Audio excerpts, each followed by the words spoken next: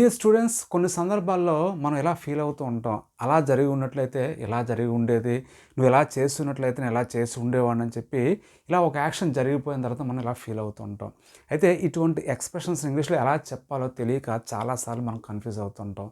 మీ యొక్క కన్‌ఫ్యూజన్‌ని క్లియర్ చేయడానికి ఎక్స్‌క్లూజివ్‌గా ఈ వీడియో లెసన్‌లో అలాంటి సందర్భాల్లో మనం ఎలాంటి ఎక్స్‌ప్రెషన్స్ యూజ్ చేయాలనే విషయాన్ని ఎక్స్‌క్లూజివ్‌గా ఈ వీడియో లెసన్‌లో నేను మీకు ఎక్స్‌ప్లెయిన్ చేయడం జరుగుతుంది. So what are waiting for? Let's get started. Hi, this is Venkat. Welcome back to our channel Learn English Venkat. Dear students, ఈ వీడియో చివరిలో మీకు కొన్ని ప్రాక్టీస్ సెంటెన్స్ ఇవ్వడం జరుగుతుంది. ఈ వీడియో పూర్తిగా చూసి వాటికి ఆన్సర్ చేయండి. ఇక్కడ మనం ఒక కాంటెక్స్ట్ తీసుకున్నాం. యాక్చువల్గా ఇది థర్డ్ కండిషనల్.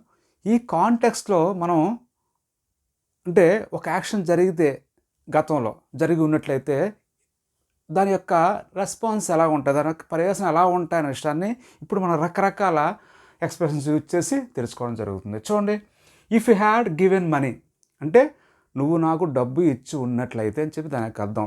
ఇక్కడ చూడండి, యు అనేది సబ్జెక్ట్, హ్యాడ్ నెక్స్ట్ V3. యాక్చువల్గా if you had given money అనేది పాస్ట్ పర్ఫెక్ట్ టెన్స్లో ఉంది. అంటే నువ్వు నాకు డబ్బు ఇచ్చి ఉన్నట్లయితే గతంలో, నాట్ ప్రెజెంట్ ఫ్యూచర్, గతంలో నువ్వు నాకు డబ్బు ఇచ్చి ఉన్నట్లయితే నేను ఏం చేసేవాడిని అనే విషయాలు ఇప్పుడు మనం డిస్కస్ చేద్దాం. నువ్వు నాకు డబ్బు ఇచ్చినట్లయితే I would have bought a phone, నేను ఫోన్ కొని ఉండేవాడిని. చూడండి, నేను ఫోను కొని ఉండేవాడిని, నేను ఫోన్ కొని ఉండేవాడిని అని చెప్పి ఇలా చెప్పాం. అంటే క్యాజువల్గా జనరల్గా ఫోన్ కొని ఉండేవాడిని అని చెప్పి ఇలా చెప్పేటప్పుడు మనం వుడ్ హ్యావ్ V3 యూజ్ చేయాలి. అంటే ఇక్కడ బై అనే వెర్బ్ యొక్క V3 ఏంటి? బాట్. సో నేను ఫోన్ కొని ఉండేవాడిని. If you had given money, నువ్వు నాకు డబ్బు ఇచ్చినట్లయితే. Right. Second one, I could have bought a phone, నేను ఫోను కొనగలిగి ఉండేవాడిని, నేను ఫోను కొనగలిగి ఉండేవాడిని. ఇక్కడ చూడండి, కొనగలిగి అనేది రావడం జరిగింది. అంటే కొనగలగడం అంటే కెపాసిటీని, సామర్థ్యాన్ని ఇక్కడ మనం చెప్పడం జరిగింది. ఇలా కెపాసిటీని, సామర్థ్యాన్ని చెప్పేటప్పుడు మనం కుడ్ యూజ్ చేస్తుంటాం. కొనగలిగి ఉండేవాడిని, సో కుడ్ హ్యావ్ బాట్ మనం ఇక్కడ యూజ్ చేస్తాం అనమాట. చూడండి, ఇక్కడ కొని ఉండేవాడిని వుడ్ హ్యావ్ బాట్, కొనగలిగి ఉండేవాడిని కుడ్ హ్యావ్ బాట్. ఆ డిఫరెన్స్ మీరు అబ్జర్వ్ చేయాలి. Third one, if you had given money, నువ్వు నాకు డబ్బు ఇచ్చున్నట్లయితే I should have bought a phone, నేను ఫోన్ కొని ఉండాల్సింది, నేను ఫోన్ కొని ఉండాల్సింది.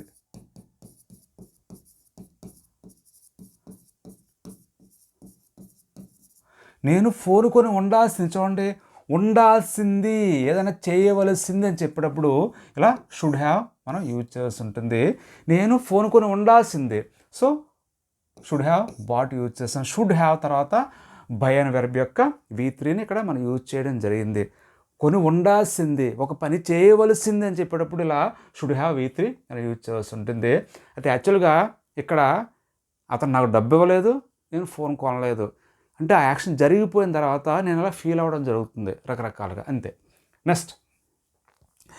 Next one, I might have bought a phone అంటే if you had given money, నువ్వు నాకు డబ్బు ఇచ్చినట్లయితే I might have bought a phone, నేను ఫోన్ కొని ఉండొచ్చేమో, నేను ఫోన్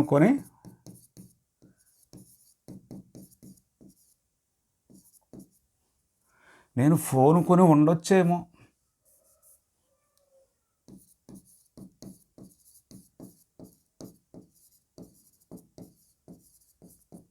ఇక్కడ చూడండి, ఉండవచ్చేమో అన్నాం. ఇలా వచ్చు అని చెప్పేటప్పుడు మనం మైట్ యూజ్ చేయాలి, ఉండవచ్చేమో అన్నప్పుడు. సో మైట్ హ్యావ్ బాట్ అంటే కొని ఉండవచ్చేమో, మైట్ హ్యావ్ బాట్ కొని ఉండవచ్చేమో అంటే అవకాశాన్ని ఇక్కడ చెప్పడం జరిగింది. ఇలా అంటే కొని ఉండే అవకాశం ఉండేదేమో అని చెప్పి అవకాశాన్ని ఇక్కడ చెప్పడం జరిగింది. ఇక్కడ చూడండి, కొని ఉండాల్సింది ఆబ్లిగేషన్ చెప్పడం జరిగింది. ఇక్కడ కుడ్ హ్యావ్ బాట్ దగ్గర కెపాసిటీని చెప్పడం జరిగింది, అంతే. Next, I must have bought a phone, నేను తప్పనిసరిగా ఫోన్ కొని ఉండాలి. నేను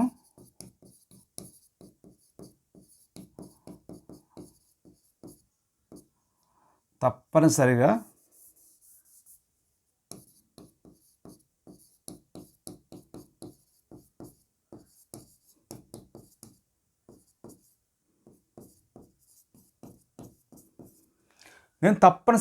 ఫోన్ కొని ఉండాలి. చూడండి, తప్పనిసరిగా అని మనం ఎప్పుడైనా చెప్పేటప్పుడు మనం మస్ట్ యూజ్ చేయాలి. తప్పనిసరిగా కొని ఉండాలి. Must have bought. ఇలా మనం ఒక ఎక్స్ప్రెషన్ తీసుకొని దానికి రెస్పాన్సెస్గా రకరకాల ఎక్స్ప్రెషన్స్ ఎలా చెప్పచ్చు అనే విషయాన్ని మనం తెలుసుకున్నాం. చూడండి, if you had given money, నాకు డబ్బు ఇచ్చినట్లయితే I would have bought a phone, నేను ఫోన్ కొని ఉండేవాడిని. If you had given money, నువ్వు నాకు డబ్బు ఇచ్చినట్లయితే I could have bought a phone, నేను ఫోన్ కొనగలిగి ఉండేవాడిని. If you had given money, నువ్వు నాకు డబ్బు ఇచ్చినట్లయితే I should have bought a phone, నేను ఫోన్ కొని ఉండాల్సింది. If you had given money, నువ్వు నాకు డబ్బు ఇచ్చినట్లయితే I might have bought a phone, నేను ఫోన్ కొని ఉండొచ్చేమో. If you had given money, నువ్వు నాకు డబ్బు ఇచ్చినట్లయితే I must have bought a phone, నేను తప్పనిసరిగా ఫోన్ కొని ఉండాలి. అంటే అతను నాకు డబ్బు ఇవ్వలేదు, నేను ఇవేవి చేయలేదు. ఇలా మనం ఒక యాక్షన్ జరిగిపోయిన తర్వాత ఫీల్ అవుతూ ఇలాంటి సందర్భాల్లో మనం ఇలాంటి ఎక్స్ప్రెషన్స్ మనం యూజ్ చేస్తూ ఉంటాం కొన్ని సందర్భాల్లో. రైట్. సో ప్రాక్టీస్లో భాగంగా ఇప్పుడు నేను మీకు కొన్ని సెంటెన్స్ ఇవ్వడం జరుగుతుంది. వాటికి ఆన్సర్స్ మీరు కామెంట్స్ రూపంలో తెలియచేయండి. ఫస్ట్ వన్, నువ్వు నన్ను ఆహ్వానించి ఉన్నట్లయితే నేను వచ్చి ఉండేవాడిని. సెకండ్ వన్, నువ్వు నన్ను ఆహ్వానించి ఉన్నట్లయితే నేను రాగలిగి ఉండేవాడిని. థర్డ్ వన్, నువ్వు నన్ను ఆహ్వానించి ఉన్నట్లయితే నేను వచ్చి ఉండాల్సిందే. సో ఈ మూడింటికి మీరు ఆన్సర్స్ కమెంట్స్ రూపంలో తెలియచేయండి. నేను కరెక్ట్ ఆన్సర్స్ ప్రొవైడ్ చేయడం జరుగుతుంది. If you want to learn English easily, just watch videos on my YouTube channel learn English to యాంకట్. Thank you for watching. Take care, keep learning.